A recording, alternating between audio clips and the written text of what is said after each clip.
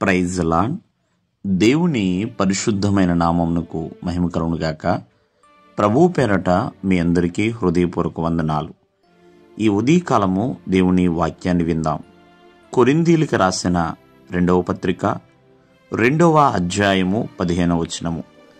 రక్షింపబడువారి పట్లను నశించువారి పట్లను మేము దేవునికి క్రీస్తు సువాసన అయి ఉన్నాము.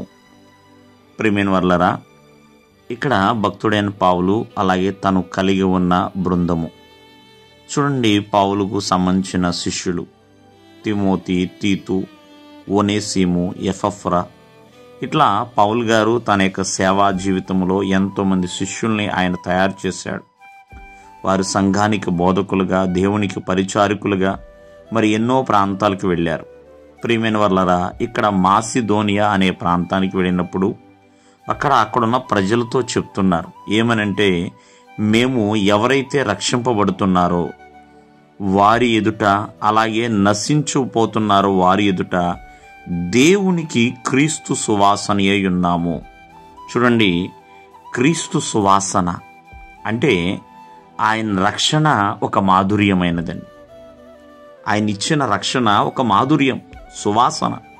అంతేకాదు ఆయన ఇచ్చిన పరిశుద్ధత, చూడండి, ఆ పరిశుద్ధత కూడా ఎంతో ఎంతో పరిమళ వాసన.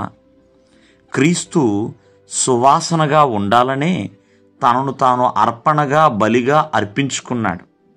కావున ఈ రోజున ఆత్మీయ జీవితంలోకి వచ్చిన ప్రతి ఒక్కరూ కూడా మరి మీదుటున్న మనుషులకి, అంటే రక్షింపబడుతున్న వారికి కావచ్చు, నశించిపోతున్న వారికి కావచ్చు, వారి ఎడల మీరు ఎలా ఉన్నారు? క్రీస్తు సువాసన అయి ఉన్నారా? క్రీస్తు ఏ రీతిగా రక్షకుడుగా, మరి అంతేకాకుండా ప్రియమైన వర్లరా, విమోచకుడుగా ఉన్నాడు. అంతేకాదు పరిశుద్ధుడిగా ఉన్నాడు. ప్రతి ఒక్కరిని కూడా పరముకు చేర్చే మధ్యవర్తిగా ఉన్నాడు. ఇలా క్రీస్తు ఎన్నో విధములుగా మరి ప్రతి ఒక్కరికి సువాసనగా ఉన్నాడు.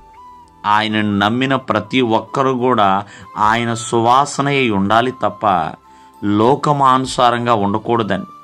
కాబట్టి ఉదయకాలం ముందు ఆలోచించండి, క్రీస్తు సువాసన ఎంతో మాధుర్యమైనది. ఆయన రక్షణలో సువాసన ఉన్నది, ఆయన పరిశుద్ధతలో సువాసన ఉన్నది. ప్రియమైన వర్లరా, ఆయన వాక్యములో సువాసన ఉన్నది. కావున ప్రతి ఒక్కరు కూడా దేవునికి, అలాగే ఎంతోమంది నశించిపోతున్నారో వారికి, ఎంతమంది అయితే రక్షించబడుతున్నారో వారికి, సమస్త మనుషులకి క్రీస్తు సువాసన అయి ఉండాలి. దేవుడు మిమ్మల్ని ఆశీర్వదించును గాక. ఆమేన్.